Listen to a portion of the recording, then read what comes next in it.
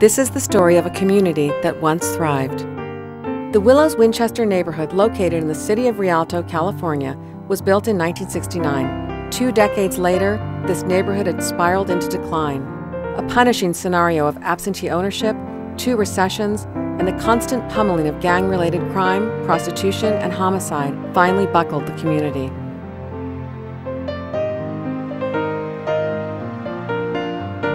I spoke to a young man just a few moments ago who said, "This doesn't look like the hood anymore." Well, it isn't. This is a neighborhood.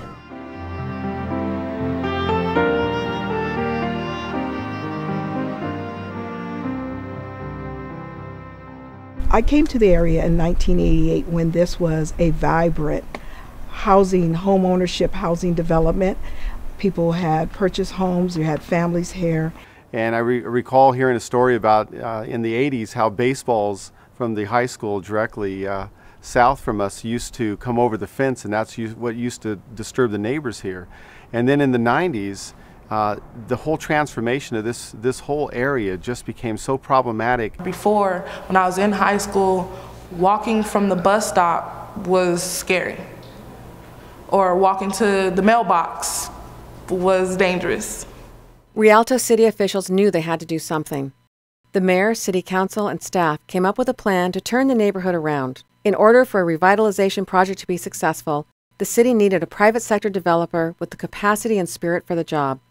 The city turned to an organization it was very familiar with, National Community Renaissance. More than developers, National Corps works on every step of revitalization: the acquisition process, construction, property management, and social services.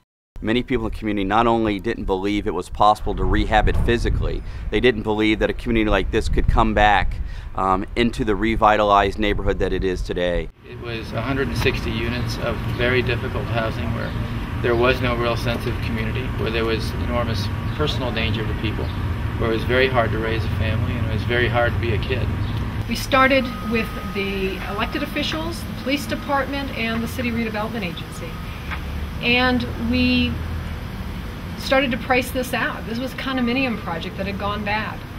We recognized that it was going to take a lot of money to do that, but we never had any idea how much it would be at the end of the day.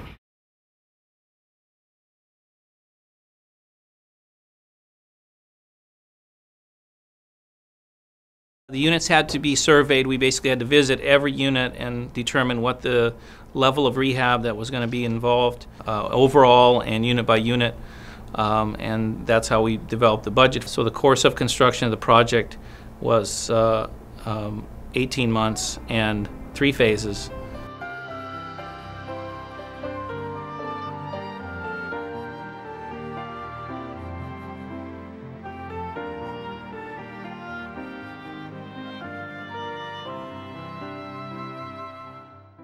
It's beautiful over here now. Before, it was patches of dirt.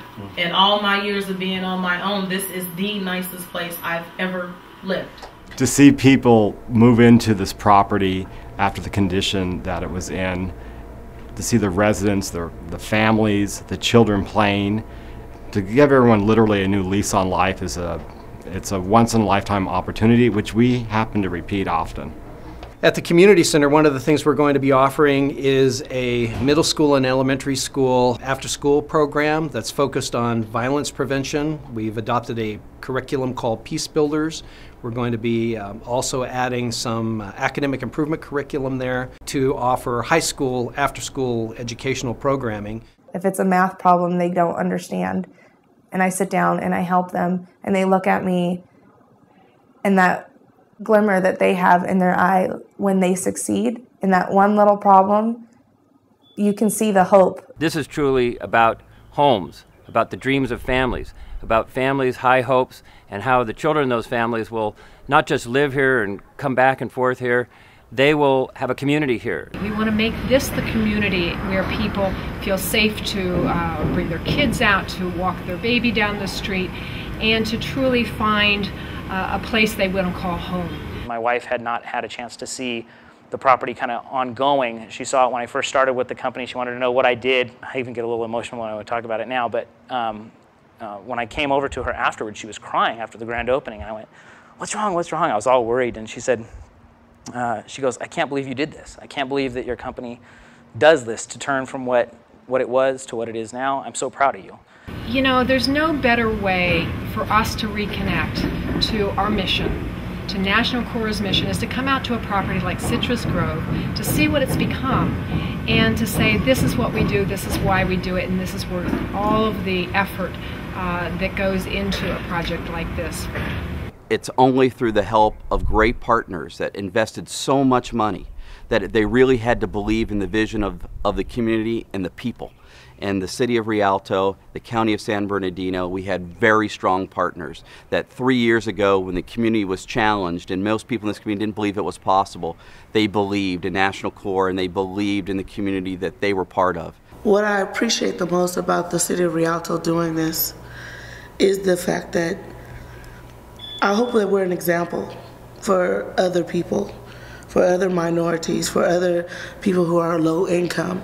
You don't have to live in a slum. You don't have to look, your place of living does not have to look horrible just because you're low income. All I think that we actually hope for in the future, we get good partners who are committed to creating this kind of development and the resources to do it. And once we get those resources, well, we'll get it done.